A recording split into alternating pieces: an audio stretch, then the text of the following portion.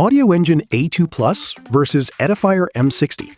The A2 Plus usually costs quite a bit more, and the real question is not which one looks nicer on the desk, it's whether what Audioengine offers actually earns that price gap over the M60.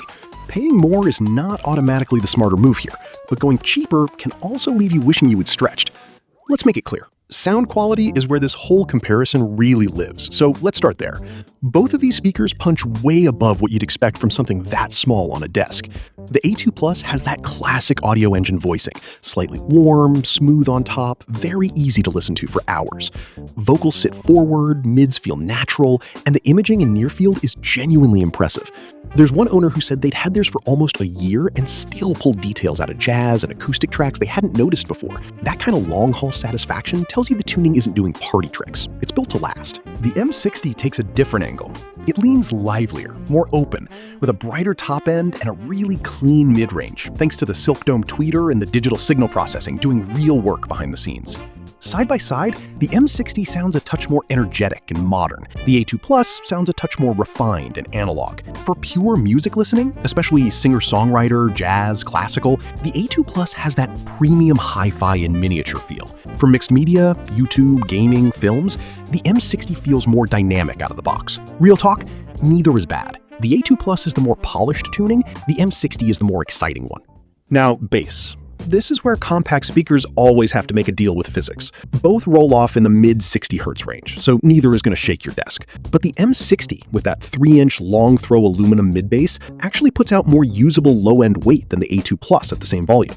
Several owners said they walked in expecting to add a sub and changed their mind once they heard them. The A2 Plus bass is tighter and more controlled, but quieter and shyer. If you listen to hip-hop, EDM, or want movie impact, the M60 gives you more right out of the box. Upgrade path matters here too. The A2 Plus has RCA outputs you can run to a subwoofer whenever you want, and that's a real plus if you're planning to grow the system. The M60 doesn't have a sub out, which is the one thing that closes the door on going 2.1 down the road. So the trade-off is honest. M60 gives you more bass now. A2 Plus gives you less now, but more flexibility later. Connectivity. Both cover the modern bases: USB-C, analog input, Bluetooth. The M60 brings Bluetooth 5.3 with LDAC support, which on an Android phone gets you near lossless wireless audio. And that's a real feature, not marketing fluff. The A2 Plus runs Bluetooth 5.3 with aptX HD, also excellent. Plus, it adds RCA on top of the 3.5mm aux. So the A2 Plus has more analog flexibility for turntables or older gear. The M60 has the edge if you're streaming high-res from a phone. For gaming and laptop use, both work great over USB-C. No driver headaches. On build and footprint, both feel premium for their size, but in different ways. The A2 Plus has those hand-built wood cabinets, dense and hefty, available in some genuinely beautiful color finishes. The M60 is plastic, but tastefully done, slightly taller, and ships with angled aluminum stands in the box, which is a nice touch the A2 Plus doesn't match, unless you buy the dedicated stand separately. Both look great on a desk. The A2 Plus feels more like furniture, the M60 feels more like modern tech.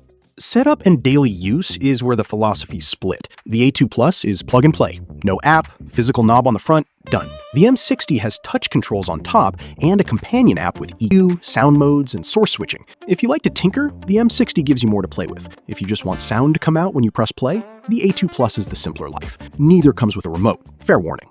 Quick word on noise floor and reliability. The A2 Plus has a faint hiss some sensitive listeners pick up in dead quiet rooms, and there's a recurring cork with USB-C wake from sleep on some setups that the brand has acknowledged. The M60 runs quieter at idle, but Bluetooth latency is noticeable enough that I wouldn't game over wireless on either. Use USB-C for that. Day-to-day stability is solid on both.